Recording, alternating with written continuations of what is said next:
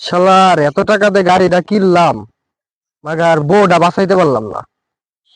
কি হয়েছে ভাই, কি হয়েছে? ভাই এত টাকা দিয়ে গাড়িটা কিনলাম, হ্যাঁ। কিনে বউটা বাঁচাইতে পারলাম না। তা ভাই গাড়িটা কি বিক্রি করবেন নাকি? হ্যাঁ ভাই, বিক্রি করব। কত টাকা হলে বিক্রি করবেন? ভাই আমি হলো নতুন কিনছি গাড়িটা, বুঝছেন, 2 লাখ টাকা হলে ছাড়ি দেবো। ভাই 2 লাখ না, আমি আপনার টাকা 3 লাখ দেবো, গাড়ি আমার লাগবে। ও তাই না? আচ্ছা ঠিক। কি ব্যাপার ভাই, গাড়ি কিনতেছেন নাকি?